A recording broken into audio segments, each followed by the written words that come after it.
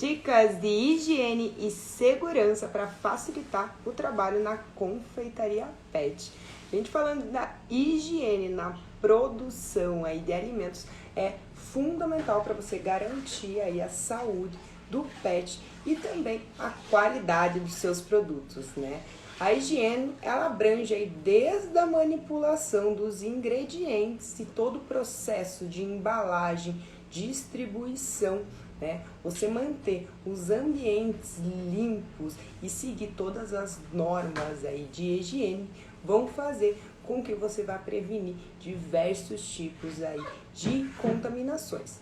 E também, né, você mantendo aí a nossa higiene dos nossos produtos, você vai manter aí a qualidade, não só garantir, né, quem consome esse produto, mas também vai ajudar muito para fortalecer a sua marca. Dessa forma aí você vai construir a confiança e vai estabelecendo aí altos padrões de excelência no nosso mercado.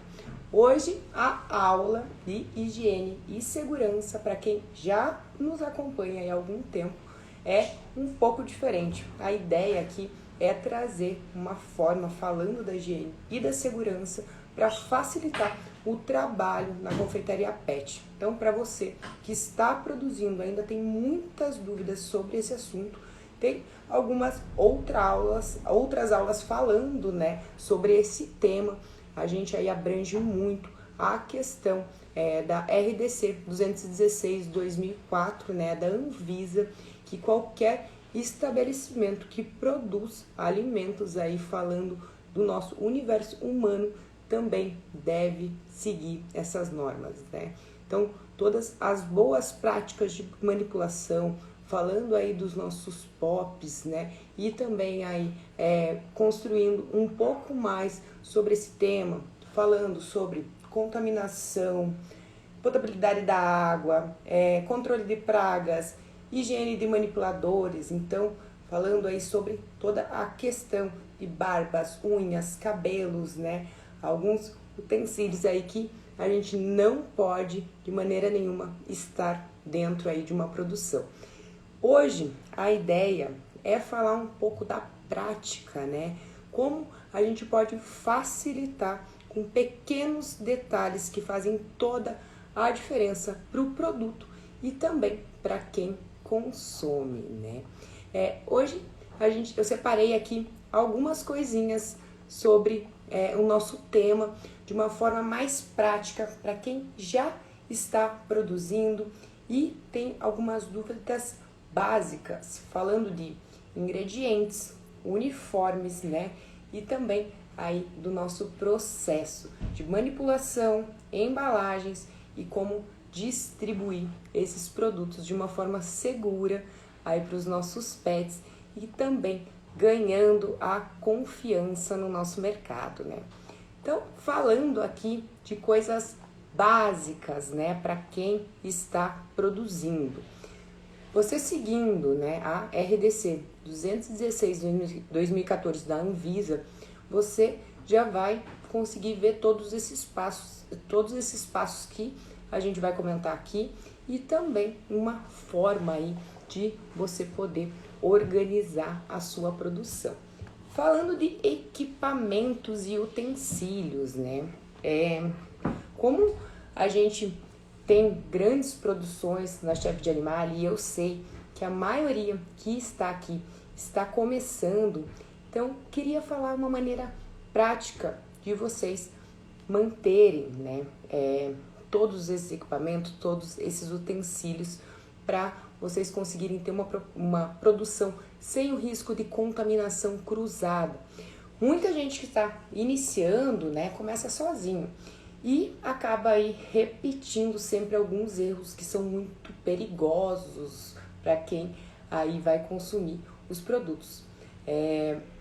Primeira coisa que eu queria comentar aqui, né, além de você estar uniformizado, sem todos os itens aí que a gente fala na RDC 216, como brincos, unhas grandes, esmaltes, né, maquiagem ou então barbas, né? Utilização de toucas, lavagem de mãos, uniformes limpos, né?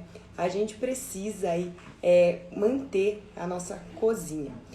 Quando você está começando ou quando você está cozinhando para você mesmo em casa, muitas vezes a gente acaba aí produzindo, lavando e ultrapassando vários processos, principalmente se a gente está sozinho.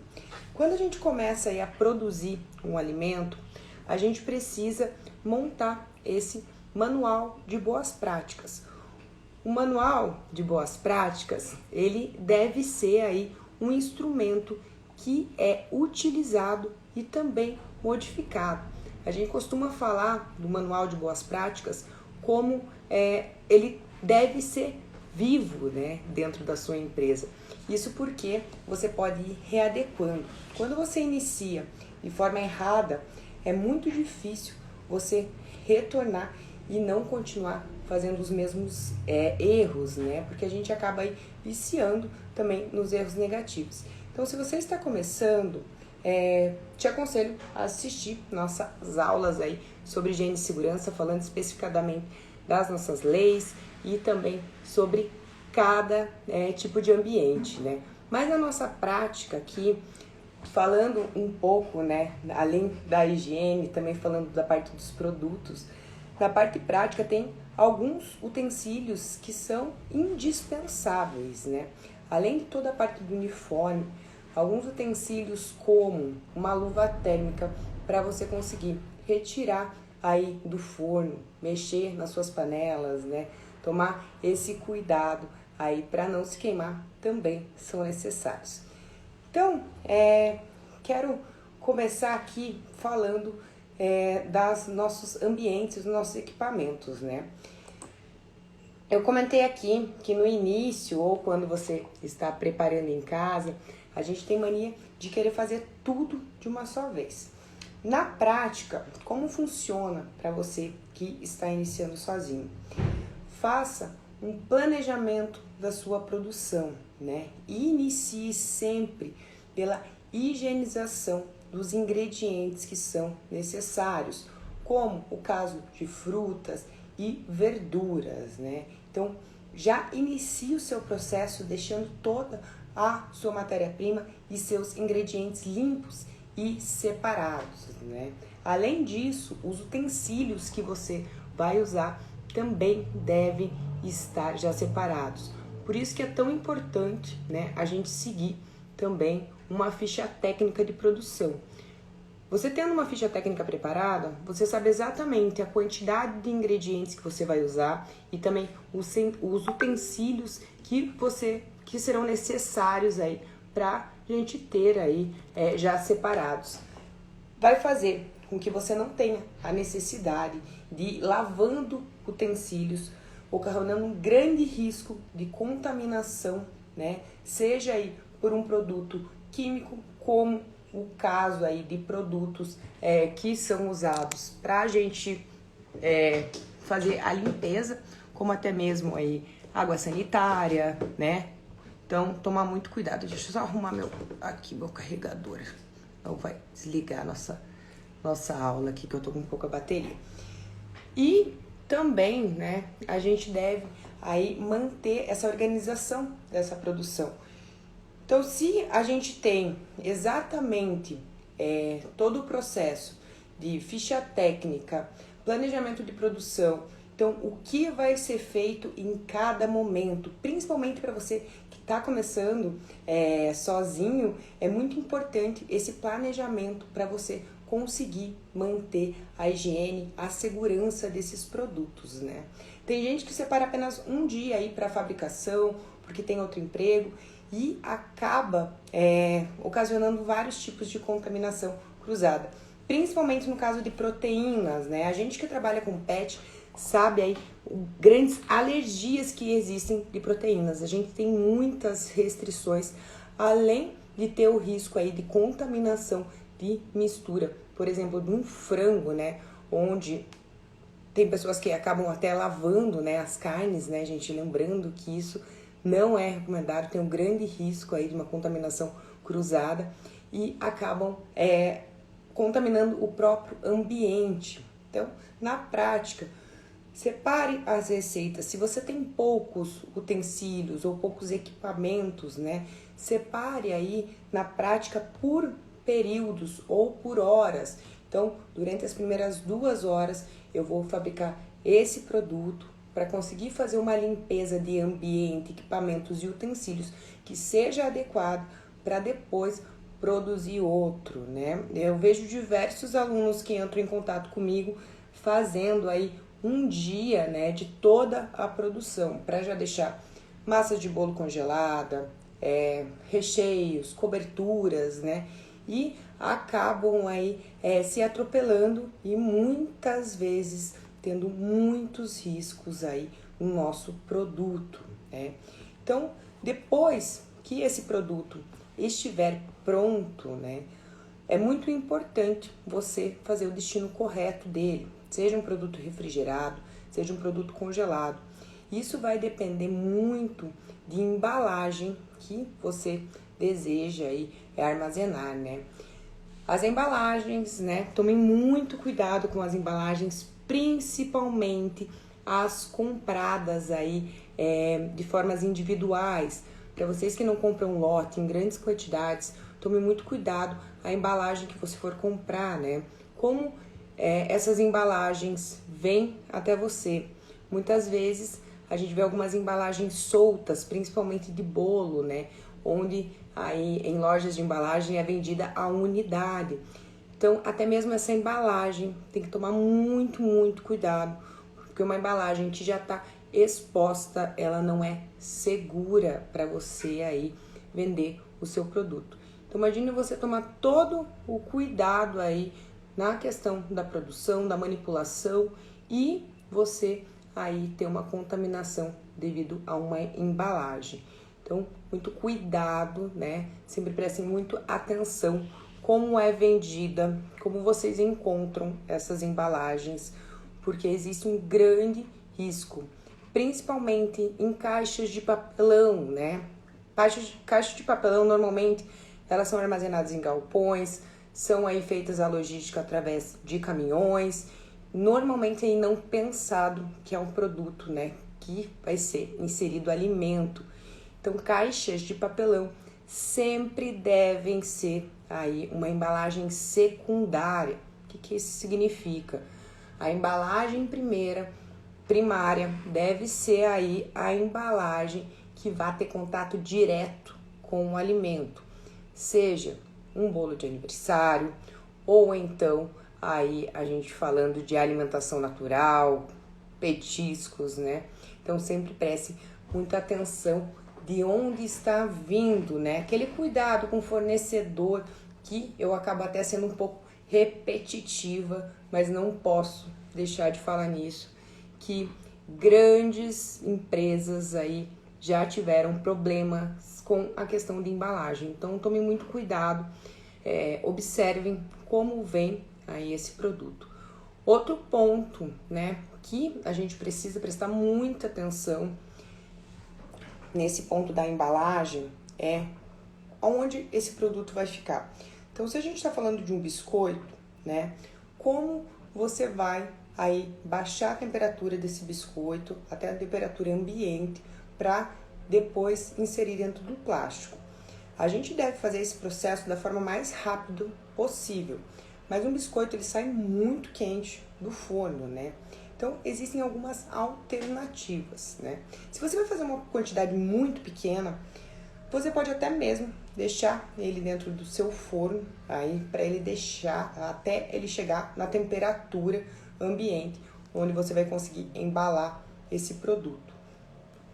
Falando aí de produtos que são congelados, existem algumas formas de você fazer o congelamento.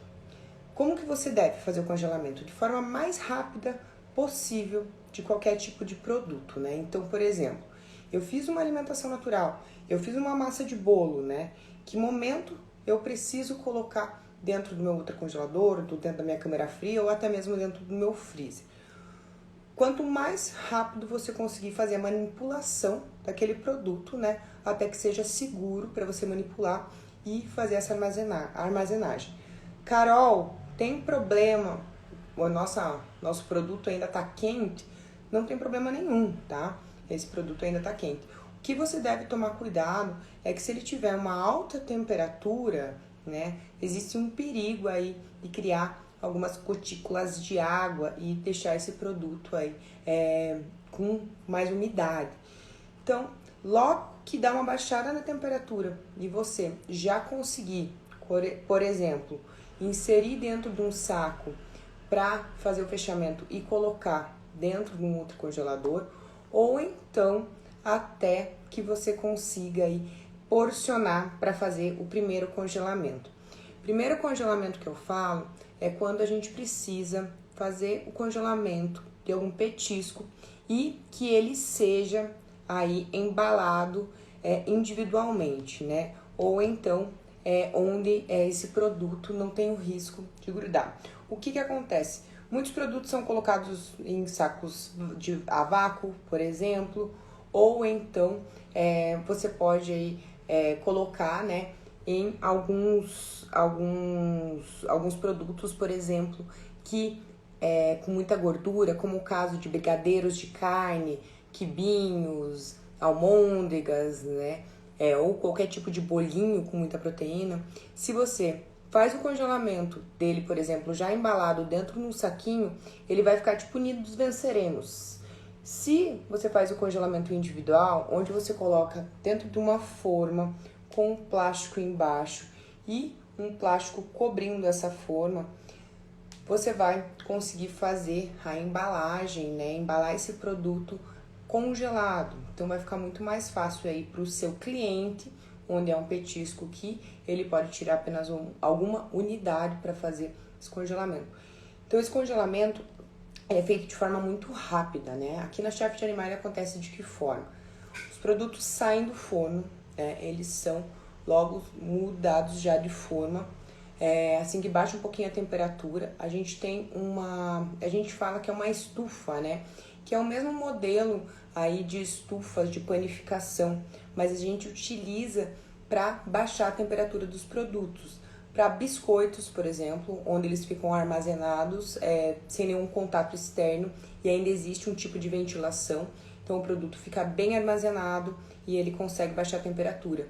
Mesma coisa nessa situação desses petiscos, a gente coloca nessa estufa até a gente conseguir manusear as formas, insere dentro de ou formas ou então até mesmo refratários de plástico sobre um plástico filme e depois a gente passa outro plástico por filme. Vai para o congelador, rapidamente ele já congela. Nesse momento as embalagens já estão todas prontas, tudo etiquetado, tudo já organizado para ser retirado, porcionado, lacrado e ir novamente para nosso congelador, nosso caso para câmara fria. Então, esse processo acontece de forma muito rápida. Isso faz com que o produto não crie aí muita umidade, ele fica um produto bonito e também a gente mantém aí toda a segurança e também a higiene, né? Então, a gente não deixa em nenhum momento esses produtos expostos, mesmo a nossa cozinha, sendo uma cozinha onde ela é climatizada, né? Então, a gente mantém aí sempre na temperatura ideal para os nossos produtos. A gente aí mantém eles armazenados sempre ou dentro de câmara fria ou dentro da estufa. No caso das alimentações naturais, elas são misturadas, né, em uma bacia logo depois do cozimento de cada tipo aí de proteína, carboidrato, vegetais, né, todo esse processo aí de cada tipo de dieta. Elas são misturadas. Já na hora da mistura, a gente já vai baixando a temperatura até que a gente consiga inserir a suplementação, né, que não pode ser superaquecida. Então, por isso que a gente precisa fazer esse processo para ser misturadas totalmente, embaladas e diretamente congeladas, né? Então, todo esse processo é minuciosamente pensado para que a gente tenha aí a garantia, né, e uma padronização Então, tudo isso seguindo o nosso manual de boas práticas de fabricação, que, como eu comentei, é um documento vivo, documento ativo dentro da empresa. Ele é sempre alterado aí para a gente manter a qualidade e também aí melhorar sempre, né, o nosso processo. A partir do momento que esses produtos estão embalados, né, eles são aí separados por caixas, dependendo se é um pedido de um cliente, são pedidos que vão ir para a loja, né, que são produtos que serão oferecidos à pronta entrega. Eles são colocados nas caixas e então, né, todos os produtos já em embalagens primárias são colocadas dentro de caixas de papelão devidamente separadas e enviadas diretamente para a loja ou para a casa do cliente.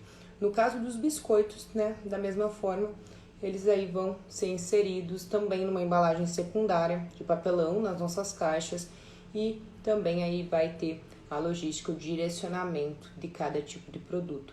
É muito importante você pensar na logística desses produtos, né?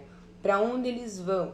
Né? Eles precisam aí que sejam enviados em algum tipo de caminhão que seja refrigerado.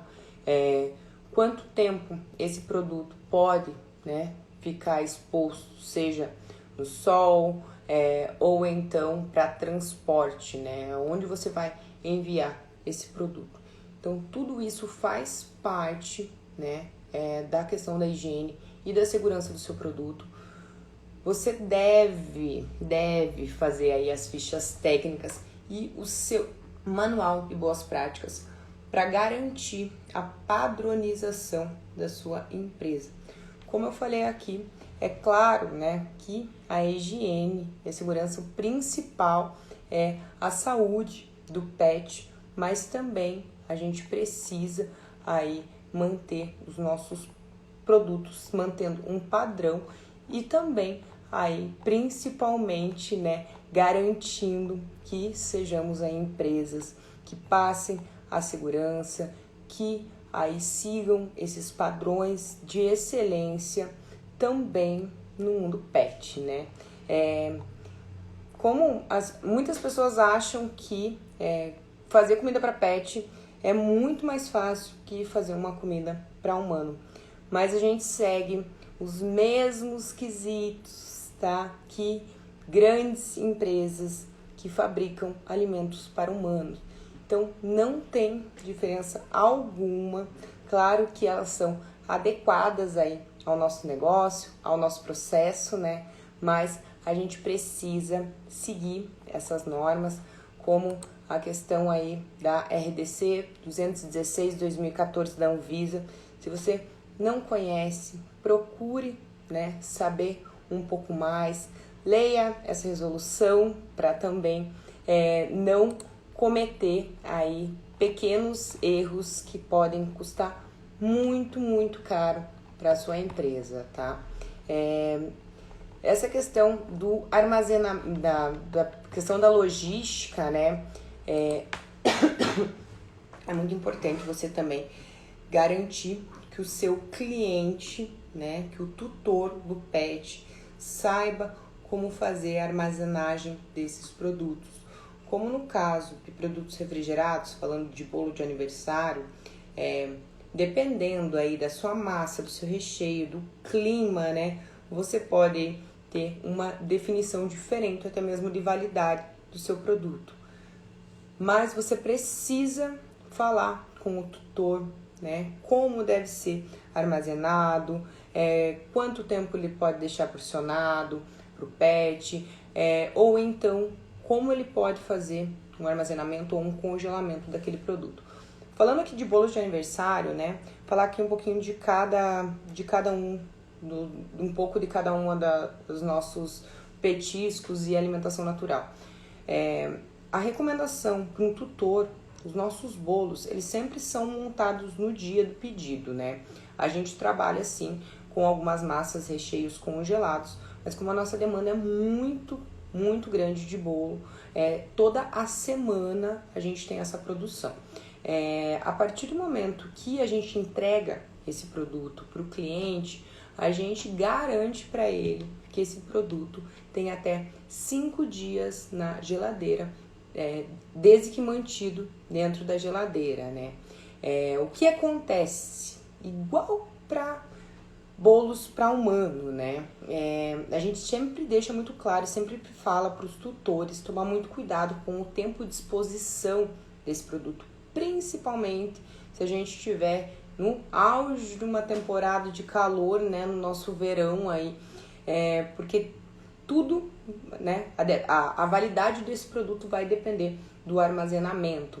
Então, se você retirar esse bolo do nosso balcão refrigerado aqui da loja, levar até a sua casa, na sua geladeira, a gente garante aí que vai ter até 5 dias para poder consumir, né? A gente recomenda aí a fazer essa festinha, expor esse bolo de 10 a 15 minutos. E se o pet não for consumir, a gente sempre fala 2 opções para os tutores, que ou você pode deixar armazenado na geladeira para ele consumir, ou então você pode fazer o corte e fazer o congelamento imediato do produto para ir oferecendo até, né, durante 30 dias esse produto.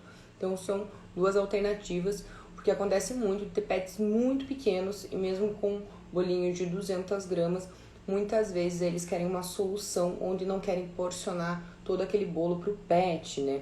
Ou então querem fazer uma festa com vários itens, né? E precisam fazer o congelamento aí de alguns itens. Então a gente sempre faz essa indicação até para o cliente aí ter um produto seguro, né? E se for da vontade dele, né? Enfim, da situação dele ali, que ele possa oferecer num tempo maior para o seu animalzinho de estimação, mas, né, de forma segura. Já a alimentação natural, a gente recomenda aí ela depois de descongelar, né? A gente fala para os tutores fazerem o descongelamento na geladeira. Então, lembra que eu falei lá atrás? O congelamento a gente precisa fazer o mais rápido possível. Já o descongelamento a gente faz ele da forma mais lenta possível. Então, o que a gente faz? Qualquer tipo de produto congelado, tá, pessoal? Tô falando que qualquer recomendação, qual que é o mais seguro? É você retirar, né, aquele produto do congelador, colocar na geladeira para ele fazer o descongelamento de forma lenta. Carol, não posso descongelar esse produto no micro-ondas? Posso fazer ele no vapor? Posso fazer ele numa frigideira? O que acontece? A gente não recomenda que esse alimento seja super aquecido. Então, se esse alimento já estiver um pouco descongelado, colocar um pouquinho de água quente, por exemplo, né, água morna ali, para aflorar um pouco os aromas e deixar um pouco mais palatável, ou então aquecer rapidamente ali no micro-ondas ou em banho-maria, né? Existe também essa possibilidade. Então a gente sempre fala como armazenar esses produtos. Claro, né? Não vou entrar aqui na questão de rotulagem de produto, né? Que já precisam estar descritos, né? Mas hoje, como eu vou falar diretamente aqui do produto, então dá algumas dicas para vocês passarem diretamente para os clientes. Principalmente nos bolos, nossos bolos têm as etiquetas, gente, ninguém lê a etiqueta, tá? Então é por isso que a gente faz essa recomendação, até pela questão aí de fazer o congelamento, né, como é um produto fresco, então a gente fala diretamente para o cliente e os clientes sempre amam essas dicas, tá? Então para você que está começando agora, ter esse contato com o cliente também faz aí com que o feedback de toda a experiência na sua empresa seja muito positiva. Então, são alguns detalhes aí, como um pós-venda, né, que também valem a pena para saber como que aquele pet consumiu o produto, em quanto tempo, se gostou, enfim, uma série aí de outras questões que a gente poderia adicionar aí já nesse pós-venda, né, e aproveitando já para entender como foi a experiência desse cliente. Então, hoje aí falei algumas dicas de uma forma mais prática para você utilizar no seu trabalho na confeitaria pet, né? São dicas que acabam aí fazendo bastante diferença para quem está iniciando. Às vezes a gente que está tão envolvida, né, dentro do nosso negócio, a gente acaba aí ficando em pequenos erros por não querer fazer essas mudanças, porque essas mudanças elas acabam sempre trazendo um choque, mas depois que você organiza a sua produção e faz essas mudanças, né, dentro do manual de boas práticas, você aí consegue manter a qualidade dos seus produtos e isso também se torna rotina. Então, até essas mudanças, né, que a gente faz no manual, no início agora, né? Quando a gente inicia aí, a gente sempre fica receoso quanto a uma mudança, mas todas essas mudanças que são para melhoria e para garantia que você vai ter um produto de qualidade e também vai aí garantir a segurança para esse pet, com certeza vai valer a pena. Muito obrigada pela companhia, tenham uma ótima terça-feira. Tchau, tchau!